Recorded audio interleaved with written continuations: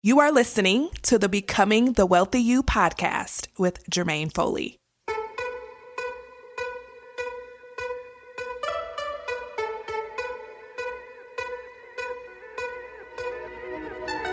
If you're a woman who makes good money in your career or business, but you're not building wealth like you want to, then you're in the right place. In this podcast, you'll learn how to stop overspending, break free from the cycle of debt, save lots of cash, and become the wealthy woman you were born to be. Let's dive in. Well, hello, everyone. Welcome back to the podcast. Oh my gosh, you guys, this podcast episode is coming out on January 21st. And many studies show that most people give up or have already given up on their New Year's resolutions and their goals for 2025. Now, most people set two types of goals for the new year. Usually, most people set a health goal and a financial goal.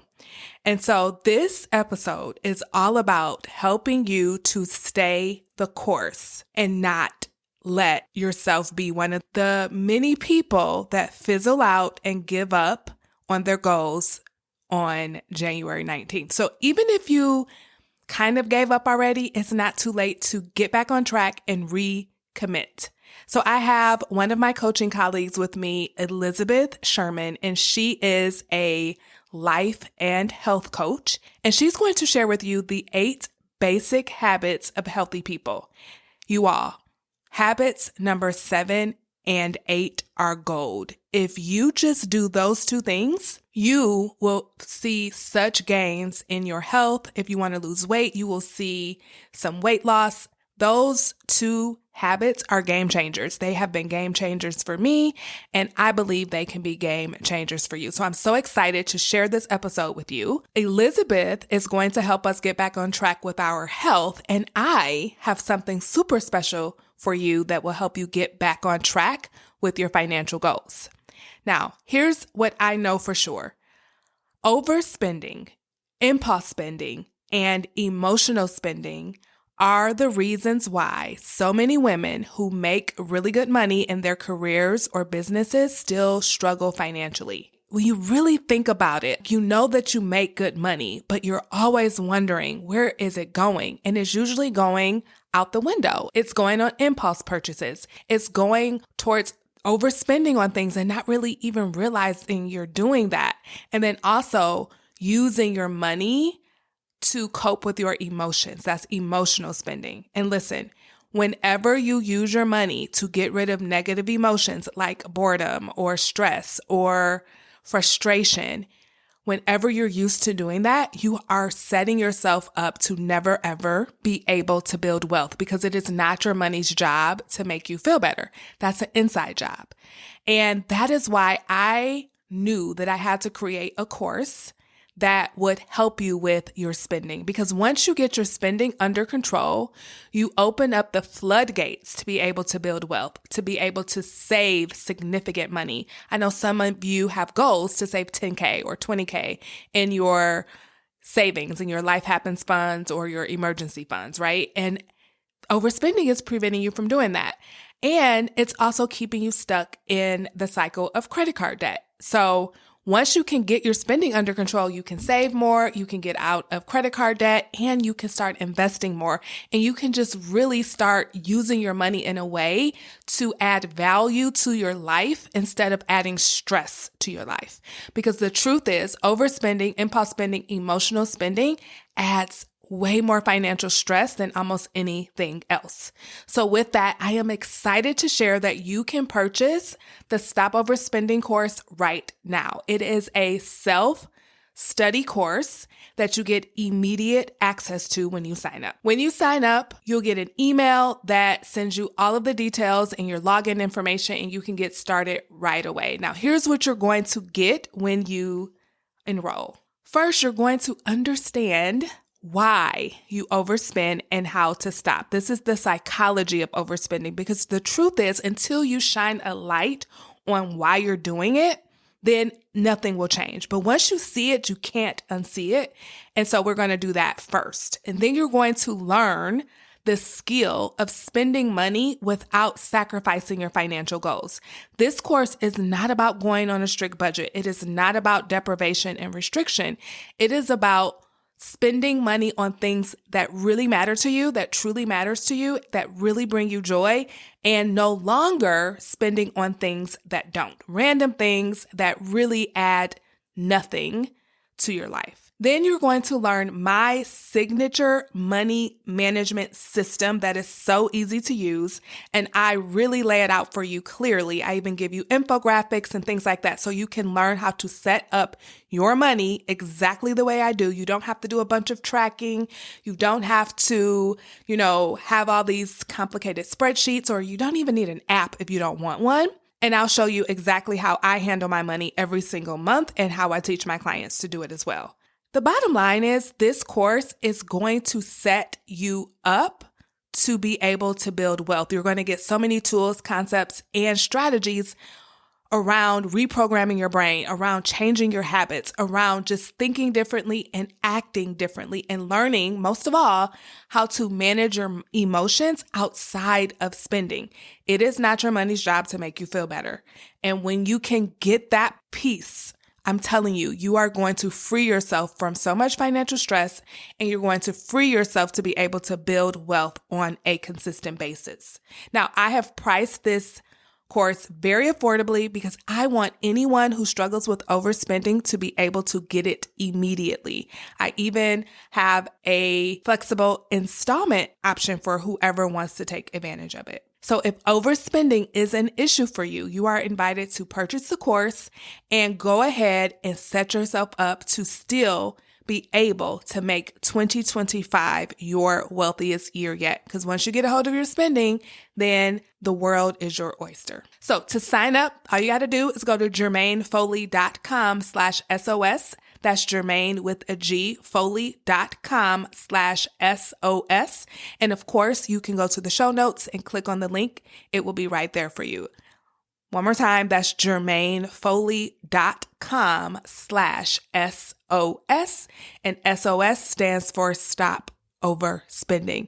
All right, let's go ahead and get into the episode with Elizabeth. Welcome back to the podcast, everyone. I am so excited for this episode because I have a special guest with me. Her name is Elizabeth Sherman, and she is a master's certified life and health coach specializing in women's wellness in midlife. And listen, you all, I'm in midlife, so I am so excited for this episode. Elizabeth, welcome. Thanks for having me, Jermaine. I am so super excited to be here and to talk money and health and all things midlife. Yes, I'm excited too. So can you go ahead and just introduce yourself to my listeners? Sure. So as you said, I am a life and health coach for women in midlife. And so what I do is I work with my clients who want to improve their health, and they see that their health can support, just like money, like health and money both give us freedom in our lives. And so they see that if they keep doing what they're doing, their health might not support the retirement that we've all been promised for the American dream, right? We've been taught like work, retire, and you'll be able to live this fantasy life. And so we save and we invest and we don't take very good care of our health because we're spending so much time at work and with our family and doing all of those things that we're told that we need to be doing.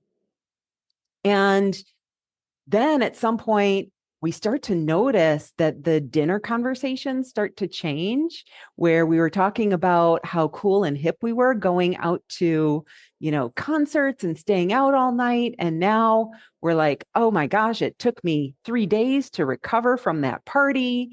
And did you hear that, Jenny's husband now has a diagnosis of this or that happened. And so we start to notice these changes at the dinner table that really kind of highlight that we're not as young as we used to be. And we took our health for granted when we were younger. And so we kind of see like, oh, I need to rededicate myself. So that's kind of what I do. I work with my clients in the areas of eating, sleeping, exercising, stress management, and body image. And I do it through a feminist lens. I love that. And a lot of my listeners, we talked about this before we started recording. They're probably in between their 30s and 60s. And so I think no matter where you land in that range, even if you're in your 30s, hearing this conversation, you can start picking up those habits now before it's too late. Before you have to try to, turn the ship around, you can just right the ship from the get-go. So I'm excited for this. Now, when we were discussing this collaboration, because I'm going to be going on your podcast soon, I'm so excited about that. You mentioned something called the Unspoken Health Wealth Connection, and you told me the story of your mother. Can you share that with the audience? Yeah. So, my mom is the reason that I do what I do. So in 2001, my mom passed away from breast cancer.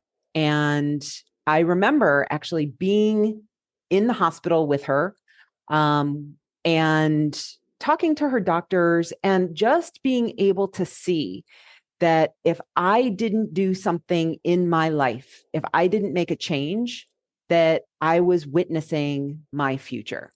Now, at the time, I thought that it was just physical. Like I needed to start paying attention to my physical health. So exercising, eating right.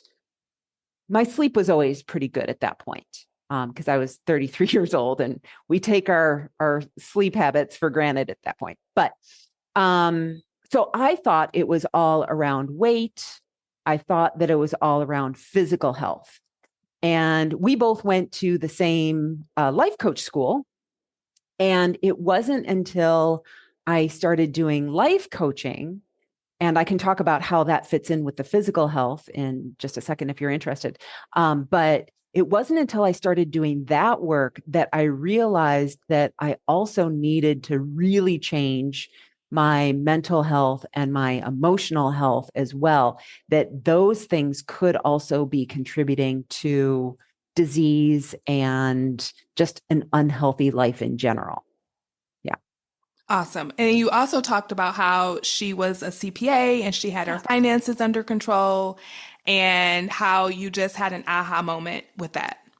Yeah. So yeah, she was a CPA. She had saved so much so that her retirement would be, just amazing.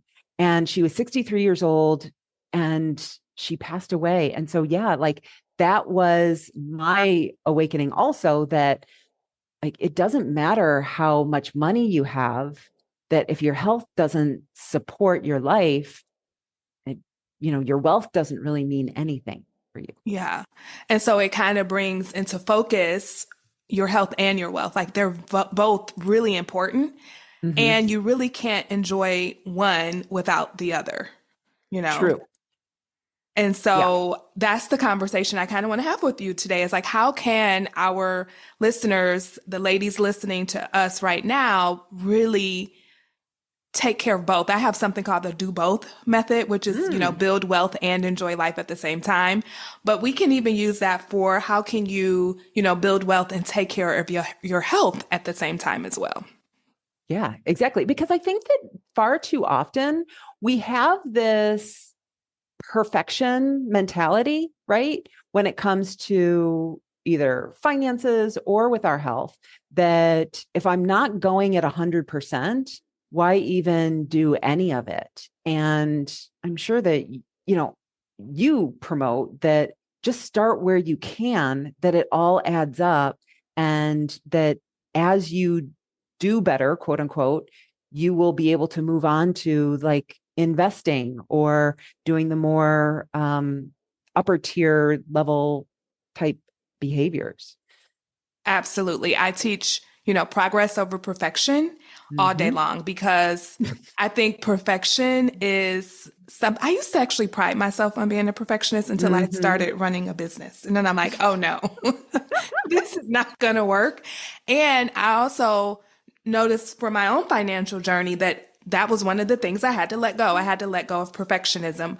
Yep. Otherwise, I would have never made it because I made so many mistakes, but it was me forgiving myself and giving myself grace and getting back on track that got me to the finish line. And so I tell my clients all the time, listen, we're not trying to be perfect here because if that's the goal, then you're going to quit as soon as something goes wrong, and something will go wrong. Yeah. My latest catchphrase has been, you can half-ass your help. Yeah. Yeah, like exactly. And get much further than if you were trying to be a perfectionist. We both learned the B B minus, minus. Yeah. but I call it B plus because, some of my You're a people are like, I can't perfectionist. that. Yes, because I'm a recovering perfectionist. And some people are like a B minus. I'm like, okay, fine, B plus. Let's do B plus with our finances. And you'll go so much further than if you did nothing because you were trying to get an A plus. Because A Yeah. pluses don't exist, not in Yeah. finances. Mm-hmm. So I'm excited. All Yep. right. So another thing you mentioned was the 8 basic habits of healthy people. Yes. Now I've got my pen and paper. I'm writing them all down and I'm ready to Uh-huh. go. So it's all yours. Yeah. So the 8 basic habits that healthy people do is something that, everyone can have access to. I have a podcast on it. It's the foundation of the work that I do with my clients. And it's not revolutionary. I'm going to say them. We can go over them if you want to.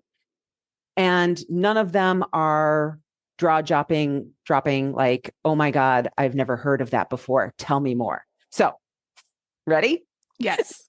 So They ready. are: drink water, eat vegetables, eat protein with each meal, especially important for women in midlife who are experiencing perimenopause, menopause. Move daily, get enough sleep. Okay, that one's a little fuzzy just because there's no clear definition of what enough is for you. Okay, but we can talk about that as well. Manage stress, again, a fuzzy one, but I think that you and I probably have a similar approach for that. And then Mm-hmm. the last 2 are really super important. And, since this is coming out after the new year, one of them is, if you can do these 2 habits in the new year, like that's all you need. Our number 7 is eat just enough, not too much.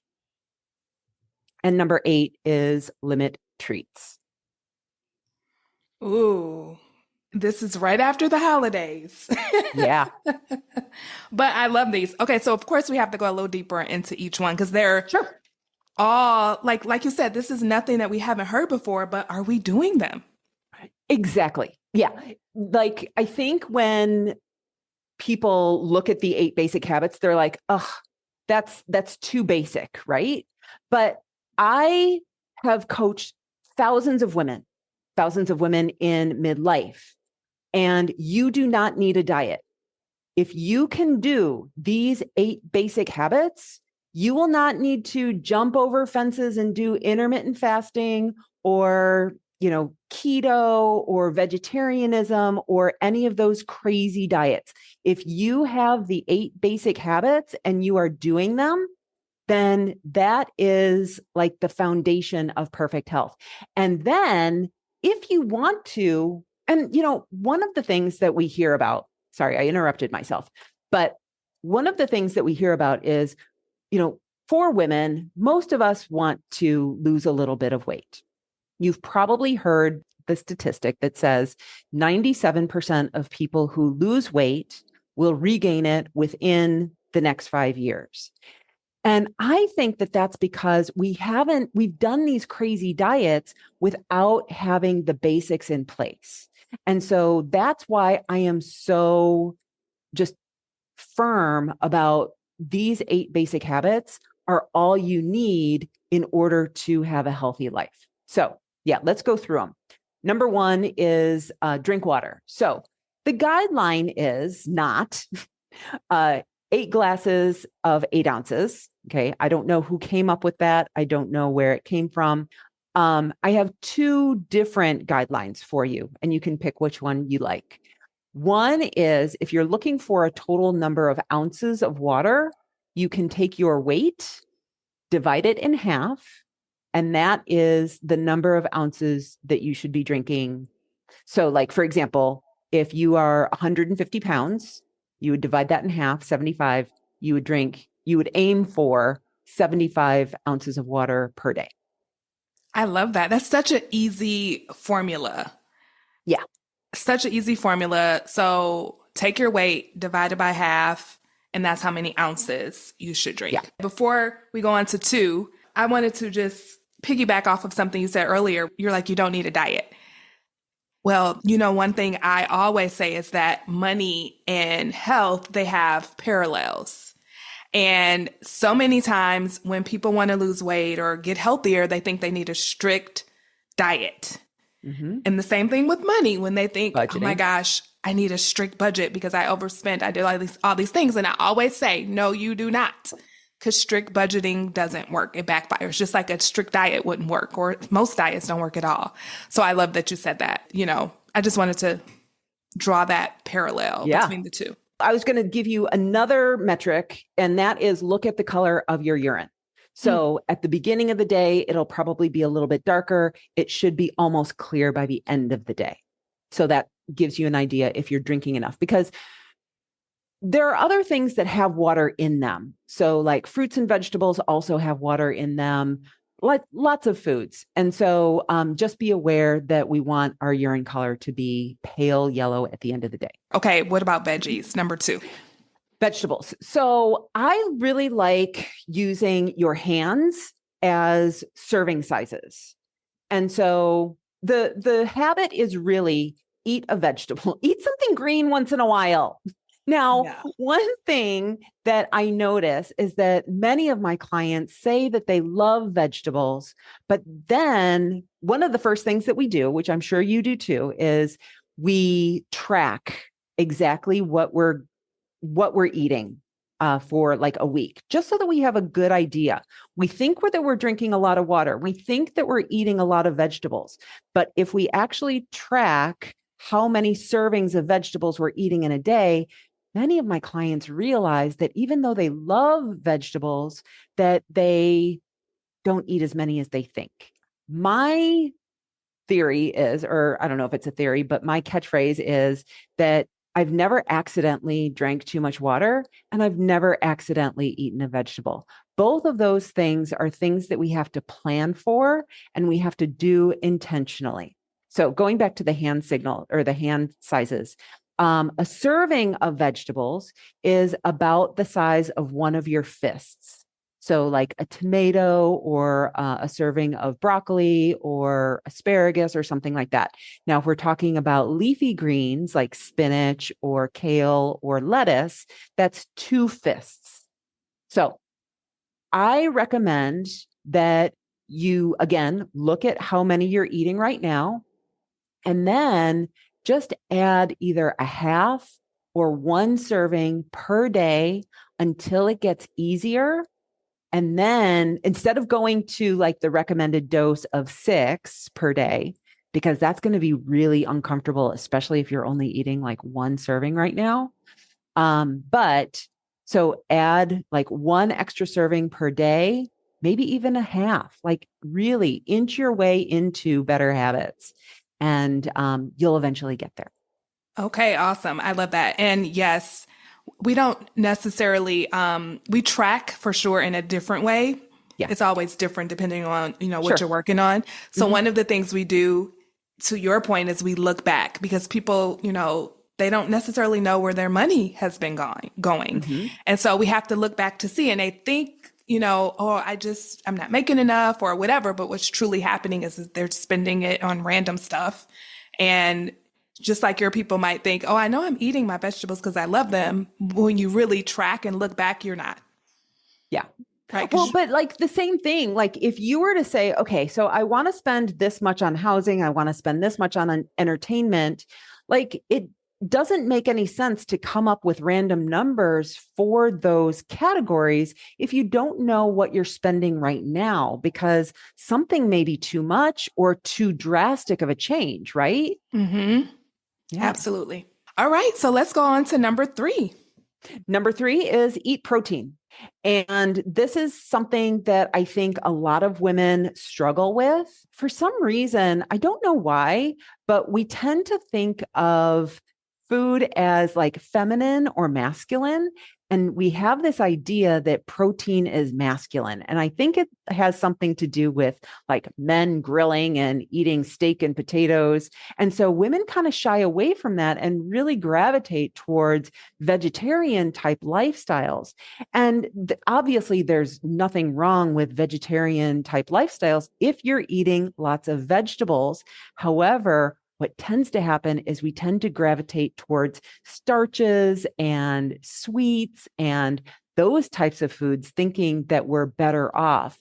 And for women in midlife, protein is going to help you to stay fuller longer.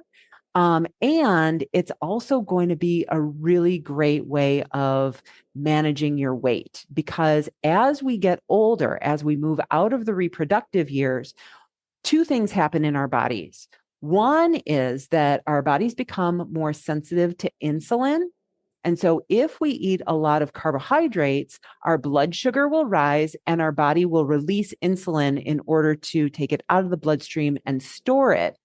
And if those storage places, our liver and our muscles, are full of blood glucose, excuse me, then what happens is if we eat more, sugar or carbohydrate, the body will automatically make that into fat. And so we really want to make sure that we're eating protein, because protein will slow the absorption of those starches and sugars in our body, and we won't have those highs and lows as far as blood sugar crashes go. Awesome. I think that's one area that I can improve upon is eating more protein. Is there some proteins we should stay away from? Well, so it depends. We really want to limit our red meat because that can have carcinogenic properties to it and promote cancer. Also, limit soy because that can also create some estrogen problems in your body. So if you are someone who really likes tofu or likes soy milk, I would recommend that you limit that to probably 1 serving per day. Okay, awesome. So like chicken and fish and things like that, those are the ones. Yep. Yeah, awesome. All right, so number 4. Number 4 is move daily. And so this does not have to be like a workout, but let's see, what's the tip that I can give you here? So I think that for myself, I think I am one of the most consistent exercisers that I know. And here's what I've discovered for myself. And that is that everyone will tell you that you shouldn't exercise daily. Okay. It depends on what you call exercise. So I do something every single day. And why that works is because when I wake up in the morning, I don't ask myself, am I exercising today? I ask myself, what am I doing today?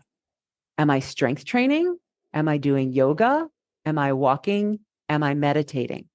What am I doing? And so every day I have 2 cups of coffee and then I peel myself up off the couch and I go and I do my thing.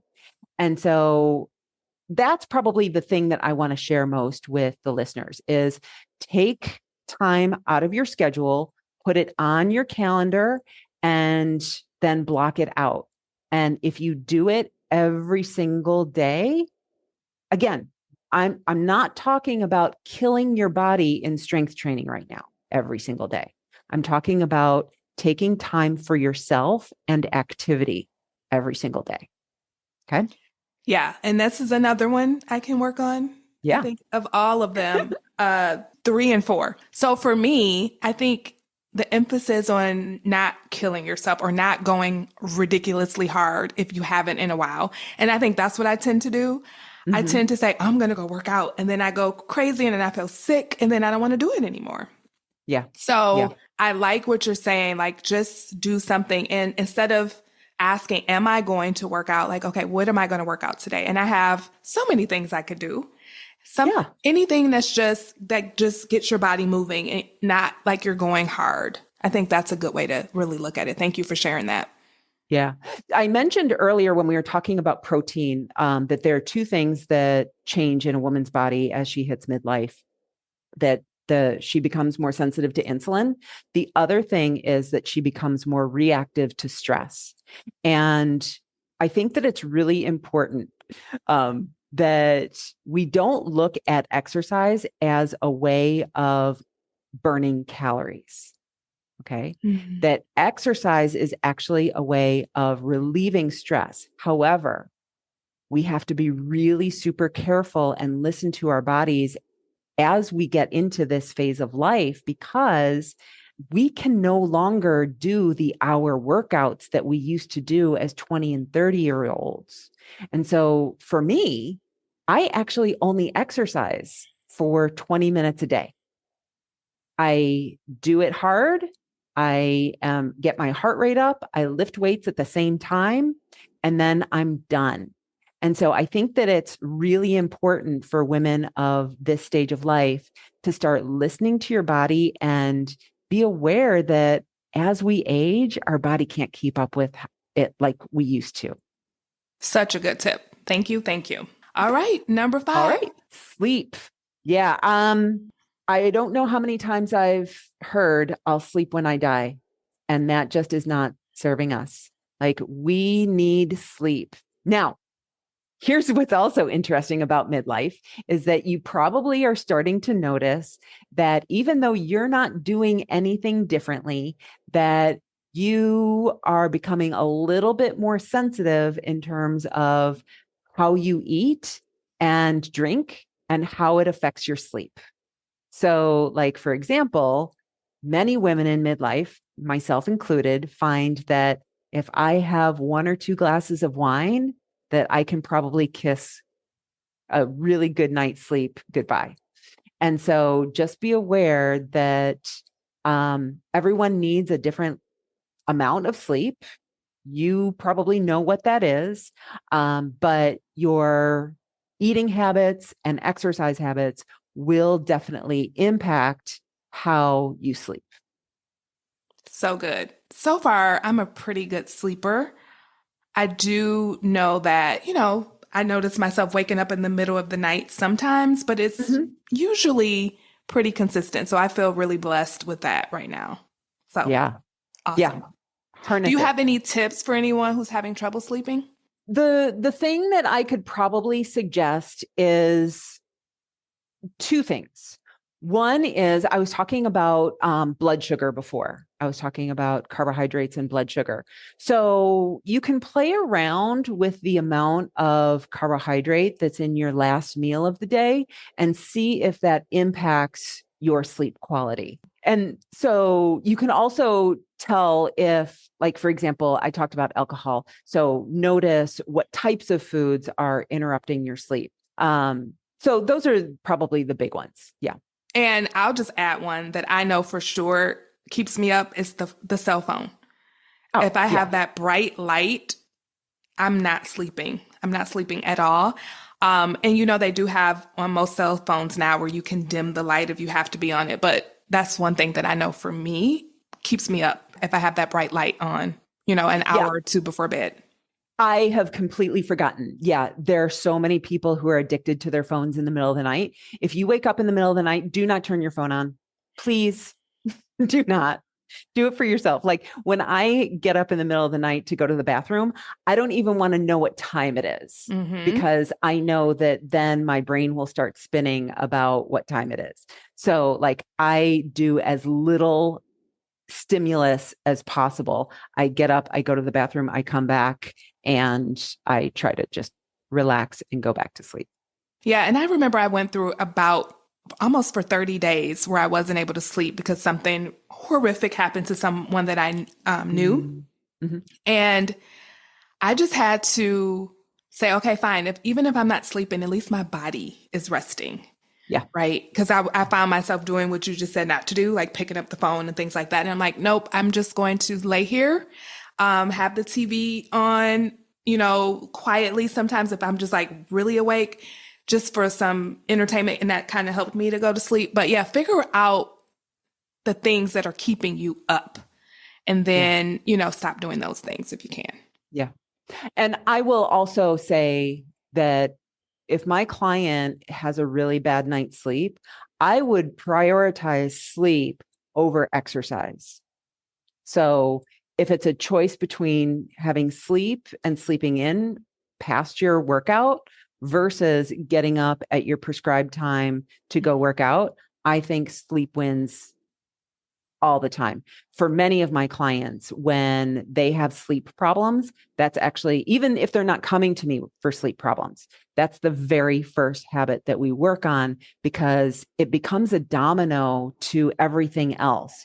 If we're sleeping well, then we probably are making better food choices. If we're sleeping well, then we have energy to exercise.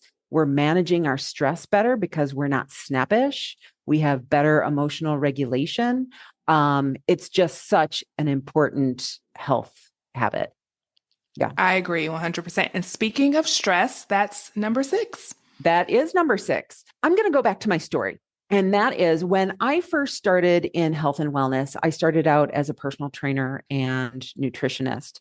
And I knew that I could help my clients more, but I didn't know how to do that. I was a coach, but I didn't, as a personal trainer and nutritionist, it was really frustrating because my clients would start to get really good results, but then something in their life would pull the rug right out from under them. And that something was always stress. That something was their job got busy, or it was the holidays, or they had money problems, or their parents needed them, whatever it was. And as a personal trainer, I didn't really know how to, coach my clients around those problems. And it wasn't until I found life coaching that I was like, oh, this makes perfect sense because back then, back in 2005, the things that we were telling people to do for stress management was like, oh, get a manicure or get a massage, right? And those things are lovely, don't get me wrong, but they take money and they take time that a lot of us don't have. And so when I talk about stress management, I'm talking about managing your mind. We know that two people can experience the same problem and have very different stress responses. And so being able to manage your stress in a way that doesn't impact your health is going to be so incredibly important.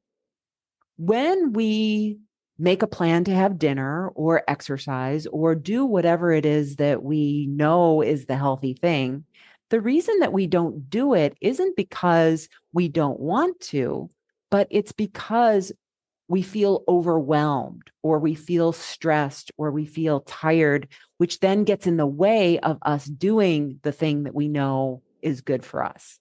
And so to answer your question about what is stress management, that's it. That's all I really kind of have as far as tips. Yeah. And it is about mind management, and that's what we do, right? And I have a similar story. So of course I, was a financial coach and I was telling everybody what to do with their money, everything that I did. And then, they would do it for a little while and then they would fizzle out. And until I figured out, oh, it's the mindset, it's the mind management. And that's what makes me and you different from a lot of other professionals, is that we don't just teach the strategies, right? Because you can look those up on YouTube. We also teach you how to actually do it. And that's through mind management, 100%. Exactly. Like there's no shortage of information about health. Like these 8 basic habits are not, again, revolutionary.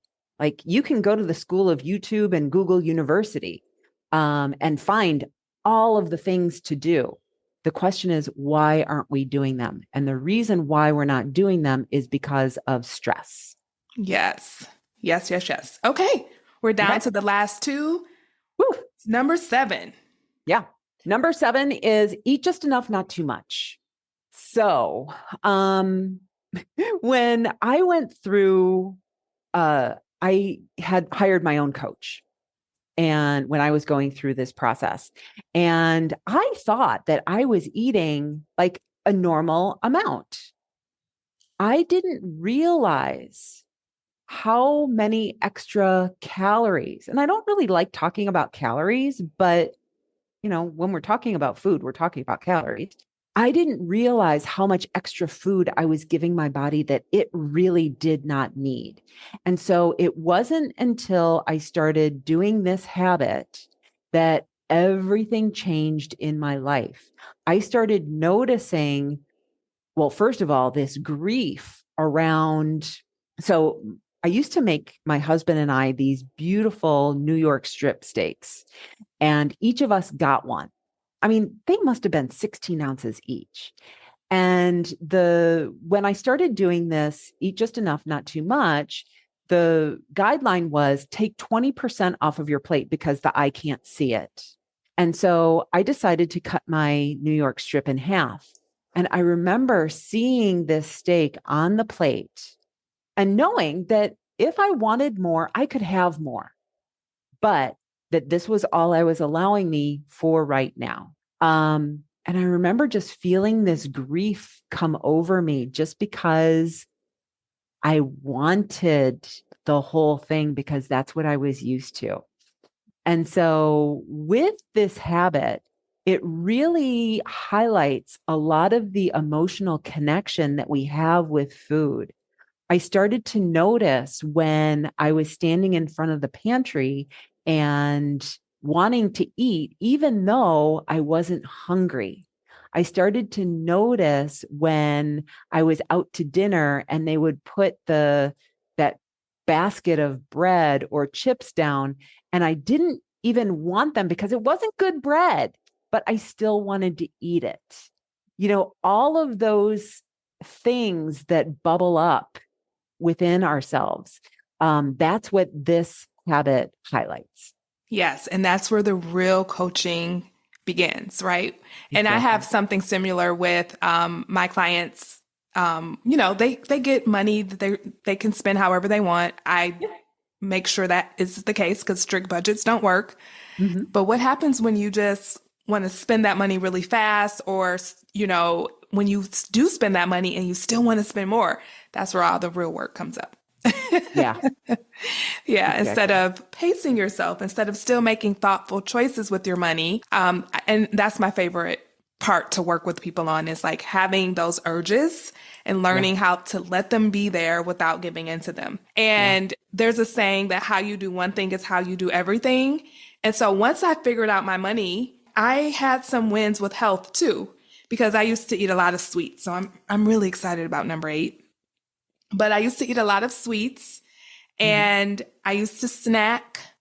And Mm-hmm. now I've not really been doing much of that. I do eat sweets sometimes, but not a ton. But Mm-hmm. here are 2 questions that I ask myself. So before I eat, especially if it's like late at night and I'm like bored and I want to eat, I ask, am I hungry? Mm-hmm. And it's usually, no, you're not hungry. Right. You're not even hungry. So then I don't No eat. one's hungry for ice cream and cookies. No, I already ate dinner. I'm not hungry. And the other one is, this is while I'm eating. So like if you have the big steak or, a full plate and you're just like, okay, I ate half. Am I still hungry? That's the other Mm-hmm. one. Or have I had enough? Mm-hmm. That Mm. those two I can kind of like intertwine. Yeah. And if the answer is yes, then I can be done eating. That's How helped me about a that? lot. Yeah.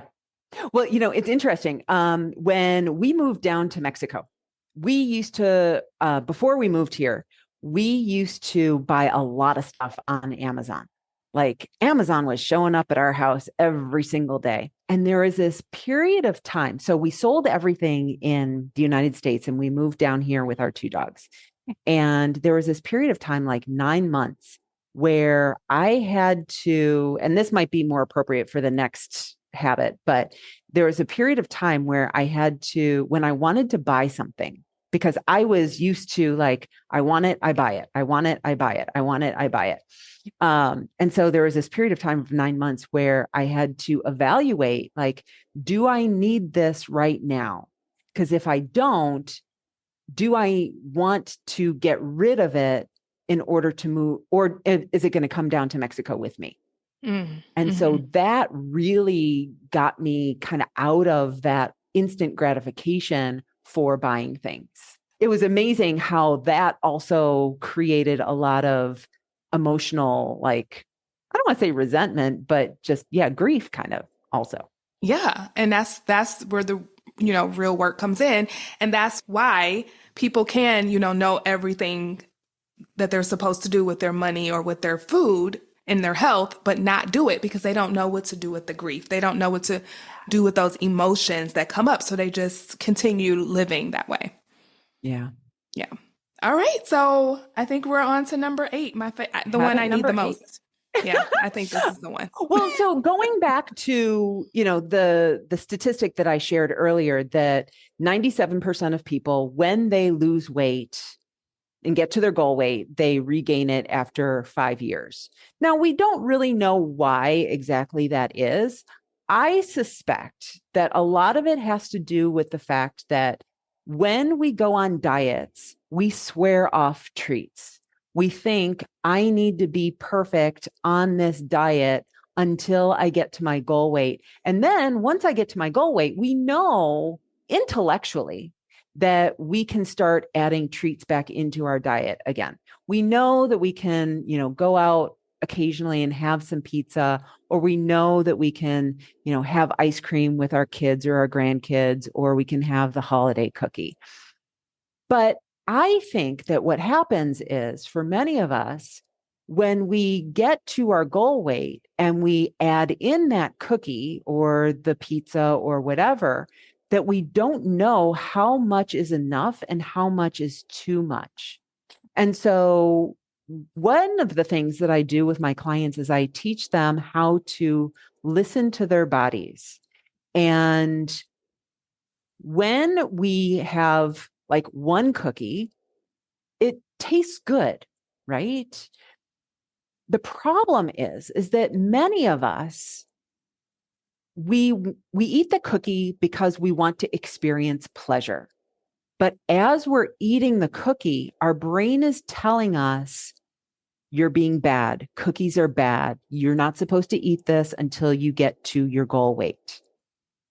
And so what happens is it taints that experience of eating the cookie. And so we eat the cookie and we're like, well, that wasn't very satisfying because I had this dialogue going on in my head during the entire time. And now I feel guilty, but I still want that pleasure. So I'm going to eat another cookie. And then the voice gets louder and louder and louder. So I give my clients permission to eat cookies on their way to their goal, with the idea that when you know how many, like, I don't want to say how many cookies you can get away with, but you kind of, if you're eating treats on your way to your goal, you then have a better idea of how much wiggle room you have. And also, like, when I eat 5 cookies, I don't feel very good afterwards.